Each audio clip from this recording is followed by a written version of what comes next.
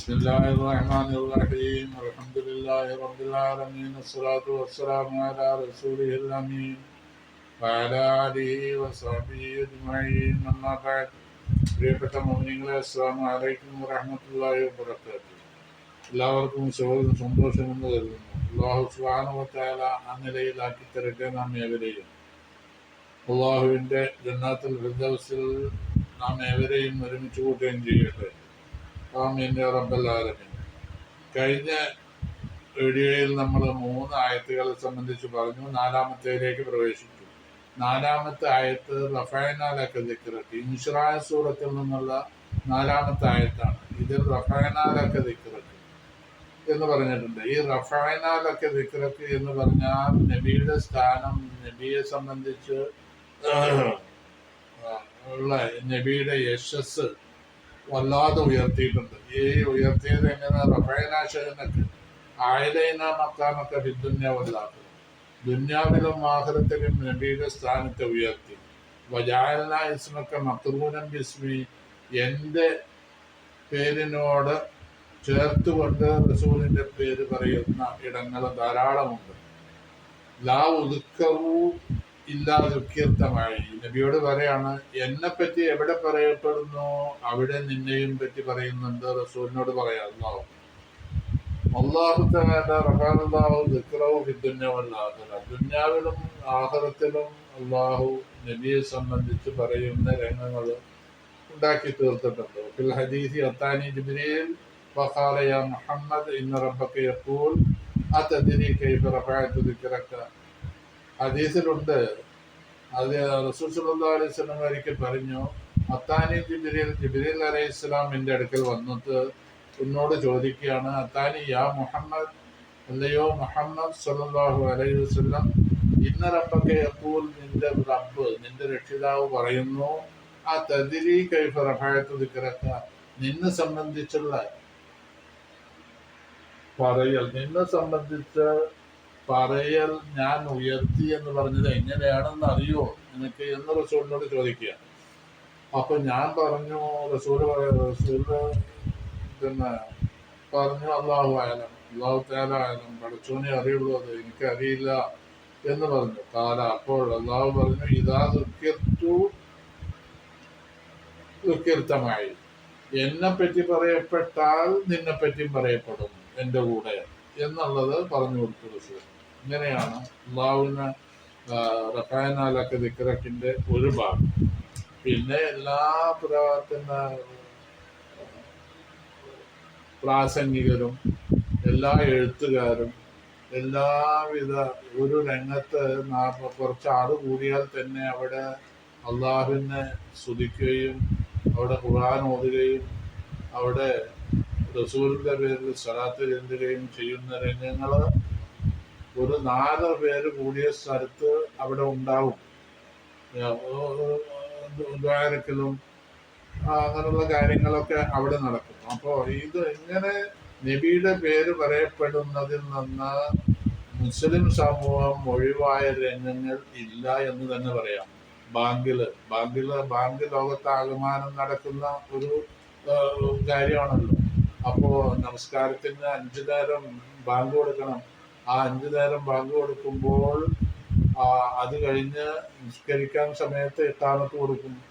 ഇതിലെല്ലാം ബാങ്കിൽ 2 പ്രാവശ്യം അശ്ഹദു അല്ലാ ഇലാഹ ഇല്ലല്ലാഹ് വ അശ്ഹദു അന്ന മുഹമ്മദൻ റസൂലുള്ളാഹി എന്ന് പറയണം.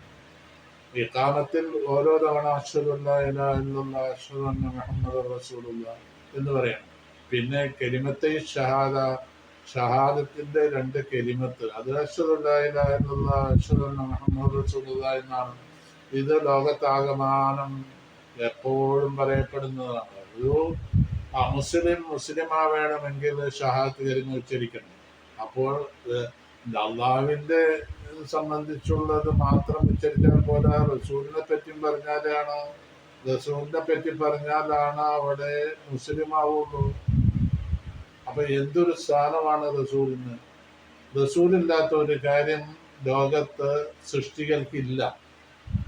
റസൂലില്ലാത്തൊരു കാര്യം, റസൂൽ സല്ലല്ലാഹു അലൈഹി വസല്ലമ ഏത് രംഗത്തും റസൂല് ജീവിച്ചിരിക്കുമ്പോഴും മരിച്ചിട്ടും റസൂലില്ലാത്ത ഒരു കാര്യം ജനങ്ങൾക്കില്ല. നമ്മൾ നിസ്കാരത്തിൽ പറയുന്നു തഹിയ്യാത്തുൽ മുബാറകാത്തു സ്വലവാത്തു ത്വയ്യിബാത്തു ലില്ലാഹി അസ്സലാമു അലൈക, റസൂലേ അങ്ങേക്ക് അള്ളാഹുവിന്റെ രക്ഷയുണ്ടാവട്ടെ. അയ്യുഹൻ നബിയു എന്ന് പറഞ്ഞ റസൂലേ എന്ന് വിളിച്ചുകൊണ്ടാണ് പറയുന്നത്. മരിച്ചിട്ട് കൊല്ലം എത്രയായി? റസൂലേ നിങ്ങൾക്ക് അള്ളാഹുവിന്റെ രക്ഷയുണ്ടാവട്ടെ എന്ന് പറയും. അത് കഴിഞ്ഞിട്ട് പിന്നെ തശഹ്ഹുദ്, അശ്ഹദു അല്ലാ ഇലാഹ ഇല്ലല്ലാഹ് വ അശ്ഹദു അന്ന മുഹമ്മദ് റസൂലുള്ളാഹ്, ഇത് അവിടെയും പറയാണ്. ഇത് ആരൊക്കെ പറയുന്നത്? അള്ളാഹുവിന് നമസ്കാരം നിർവഹിക്കുന്ന ഏത് മനുഷ്യനും ഇത് പറയാതെ നിസ്കാരം ശരിയാവില്ല. റസൂലിന്റെ ഇത് പേരുച്ചരിക്കാത്ത ഒരുത്തൻ മുസ്ലിമായിട്ട് രക്ഷപ്പെടാം എന്നുള്ള അവൻ ചിന്തിക്കുക പോലും വേണ്ട. ഇതൊക്കെ നമ്മൾക്ക് പറയാനുള്ളതാണ്. ഇത് എത്രയോ പറയാനുണ്ട്. കണ്ടമാനം സ്ഥലങ്ങളിൽ റസൂലിനെ സംബന്ധിച്ച് പറയാനുണ്ട്. റഫായനൊക്കെ നിൽക്കുന്നത്. ഇങ്ങനെയാണ് അള്ളാഹു തആല റസൂലിന്റെ യശസ് ഉയർത്തുന്നത്. അള്ളാഹു ഉയർത്തുന്ന ഭാഗങ്ങൾ ഇനിയുണ്ട്. അപ്പോൾ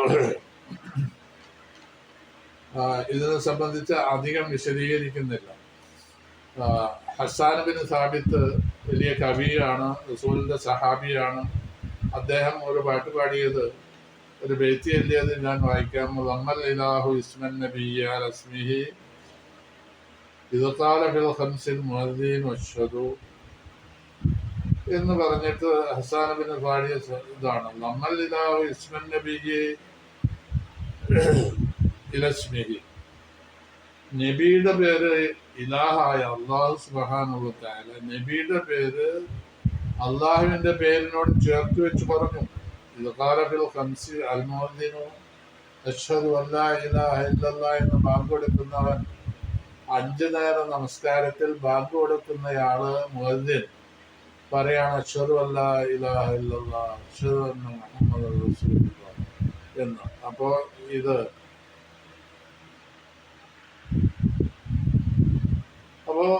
ഇങ്ങനെയുള്ളതാണ്. എങ്ങനെ അള്ളാഹു സുബ്ഹാനഹു വ തആല നബിയുടെ പേര് പറയുന്നിടത്തെല്ലാം, അള്ളാഹുവിന്റെ പേര് പറയുന്നിടത്തെല്ലാം അതോടുകൂടി നബിയുടെ പേരും പറയുന്ന അങ്ങനത്തെ രംഗങ്ങൾ. ഇത് കഴിഞ്ഞ് ആഖിറത്തിൽ ചെന്നാൽ എന്താ?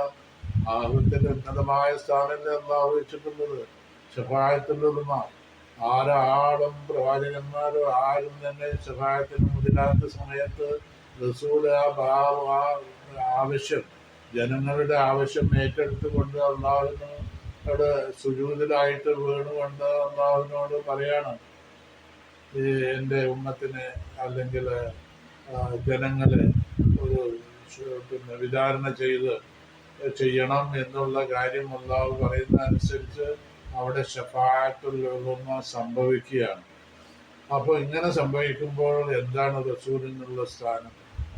വലിയ സ്ഥാനമാണല്ലോ. പിന്നെ ആതിഹിൽ വസീല വൽ ഫദീല, വസീല എന്നയും ഫദീല എന്ന സ്ഥാനമാനങ്ങളൊക്കെ ഉണ്ട് റസൂലിന്. അത് അല്ലാഹു തആല കൊടുക്കുക എന്ന് നമ്മളൊക്കെ ദുആ ചെയ്യണം. ബാങ്ക് കൊടുത്തതിന് ശേഷം നമ്മൾ ദുആ ചെയ്യുന്നതിൽ നമ്മൾ ചോദിക്കുന്നുണ്ട് ആതിഹിൽ വസീല വൽ ഫദീല, വസീലയും ഫദീലയും നീ റസൂലിന് കൊടുക്കണമല്ല എന്ന് നമ്മളൊക്കെ ദുആ ചെയ്യുന്നത് റസൂലിന് വേണ്ടിയിട്ട്. അപ്പൊ ഇങ്ങനെ എല്ലാ നിലയിലും റസൂലിന്റെ പേര് എല്ലാ സ്ഥലങ്ങളിലും ഉയർത്തുകയും റസൂലില്ലാതെ ഒരാൾക്കും രക്ഷപ്പെടുവാനോ ആഖിറത്തിൽ രക്ഷപ്പെടുവാനോ ദുനിയാവിൽ രക്ഷപ്പെടുവാനോ നബി ജീവിച്ചിരിക്കുമ്പോഴും മരിച്ചിട്ടും ഇതൊന്നും സാധ്യമല്ല. അള്ളാഹുവിന്റെ പേരിനോട് അള്ളാഹു പ്രവാചകന്റെ പേരിനെ ചേർത്തു. അത് എല്ലായിടങ്ങളിലും അത് ഉച്ചരിക്കപ്പെടുകയും ചെയ്യണം. തഹിയ്യാത്തിലും മറ്റുള്ള സ്ഥലങ്ങളിലും ഒക്കെ ഉച്ചരിക്കപ്പെടുക. ഞാൻ വിശദീകരിക്കുന്നില്ല. അപ്പൊ അങ്ങനെയുള്ള നബി, ആ നബി സല്ലല്ലാഹു അലൈഹി വസല്ലം ഇല്ലാതെ കണ്ട് മുസ്ലിം ലോകത്തിന് മറ്റൊരു നിലപാട് കാണാൻ കഴിയില്ല, കണ്ടിട്ട് കാര്യമില്ല. നബി മരിച്ചുപോയി എന്നൊക്കെ പറയുന്ന നബി മരിച്ചത് ശരിയാണ്, നബി ലോകത്തോട് വിട പറഞ്ഞു. പക്ഷേ നബി വിട പറഞ്ഞാലും നബിയെ പറ്റി പറയപ്പെടുന്ന രംഗങ്ങളാണ് ഇപ്പൊ ഞാൻ ഈ പറഞ്ഞത്. അസ്സലാമു അലൈക അയ്യുഹൻ നബിയു റഹ്മത്തുള്ളാഹ് എന്ന് പറയുന്ന രംഗം നോക്കൂ. നബിയെ നേരിട്ട് വിളിച്ചുകൊണ്ടാണ് പറയുന്നത് അയ്യുഹൻ നബിയു.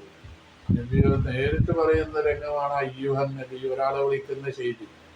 അത് ജീവിച്ചിരിക്കുന്ന ഒരാളെ വിളിക്കുന്ന പോലെയാണ് ആ വിളി. അസ്സലാമു അലൈക്ക എന്ന് പറഞ്ഞാൽ നിങ്ങൾക്കുണ്ടാവട്ടെ എന്ന് നമ്മളോട് നേരിട്ട് സംസാരിക്കുന്ന ഒരാളോട് പറയേണ്ട വാക്കാണ് അതിൽ ഉച്ചരിക്കുന്നത്. അപ്പോ നബി മരിച്ചു പോയിട്ട് കൊല്ലങ്ങൾ പറയും. എത്ര കൊല്ലം? 1500 കൊല്ലത്തിന്റെ അടുക്കായില്ലേ. എന്നിട്ടും നബിയോടുള്ള ആ റഫഅനാലക ദിക്റക എന്നുള്ളത് ഇവിടെ നമുക്ക് വളരെ വ്യക്തമായിട്ട് കാണാനുണ്ട് എല്ലാ രംഗങ്ങളിലും. പിന്നെ ഇന്ന മഅൽ ഉസ്രി യുസ്ര, ഇന്ന മഅൽ ഉസ്രി യുസ്ര, ഇന്ന മഅൽ ഉസ്രി യുസ്ര, ഞെരുക്കത്തോടു കൂടിയാണ് എളുപ്പം. ഇന്ന മഅൽ ഉസ്രി, തീർച്ചയായും ഞെരുക്കത്തോടു കൂടെ ഉണ്ടാവും. യുസ്രൻ, എളുപ്പമുണ്ടാവും.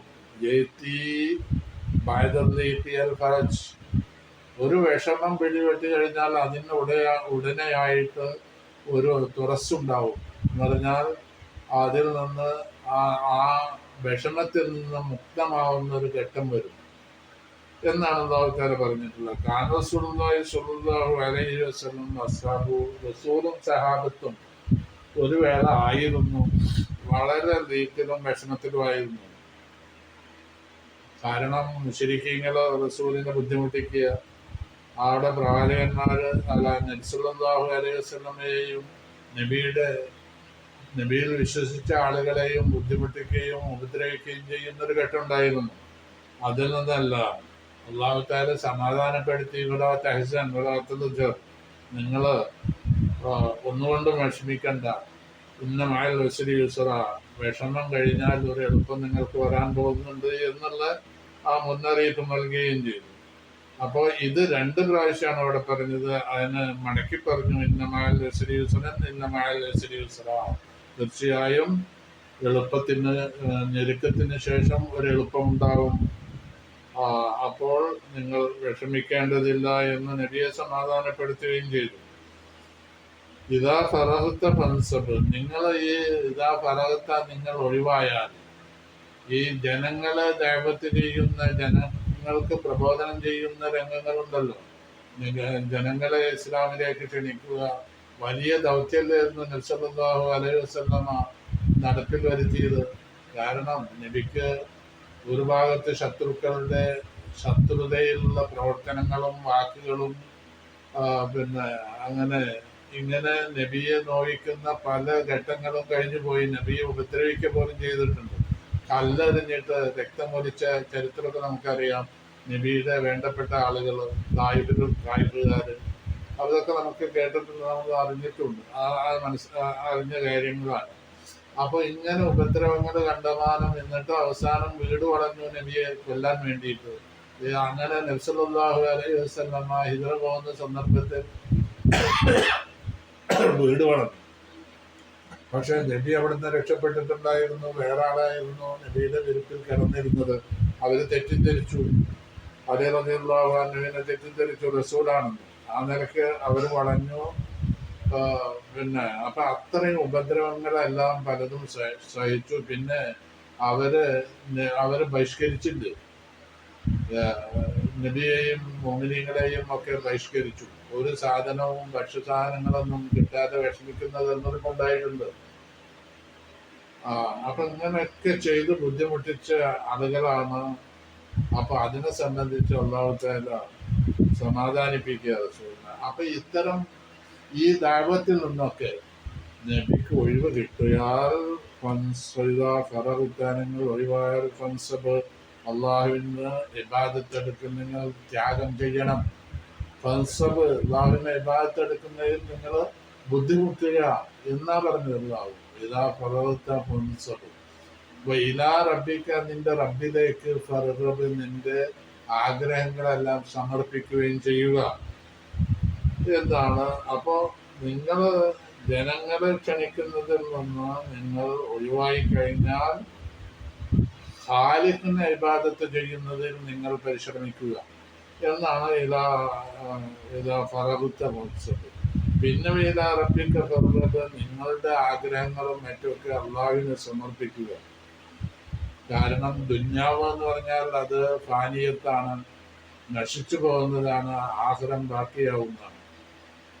അപ്പോൾ ആഖിറത്തിന് വേണ്ടിയുള്ള കാര്യങ്ങളും നിങ്ങൾ ചെയ്യണം എന്നാണ് ഇപ്പോൾ ഈ ആയത്തിൽ ഈ ഇതിൽ പറയുന്നത്. അപ്പോൾ 8 ആയത്തുകൾ നമ്മൾ 2 വീഡിയോയിലായിട്ടാണ് കഴിഞ്ഞത്. ഇൻഷാ അല്ലാഹ് ഇനി അടുത്ത സൂറത്ത് വത്തീനി വസ്സൈത്തൂൻ എന്ന് പറയുന്ന സൂറത്താണ്. ഇനി ചെറിയ ചെറിയ സൂറത്തുകളാണ്, വേഗത്തിൽ അവസാനിക്കും. അപ്പോൾ ഈ ഇത് വീഡിയോയും സബ്സ്ക്രൈബ് ചെയ്യാത്തവർ സബ്സ്ക്രൈബ് ചെയ്യുക, മറ്റുള്ള ആളുകളിലേക്ക് എത്തിക്കുവാൻ വേണ്ട ശ്രമങ്ങൾ നടത്തുക.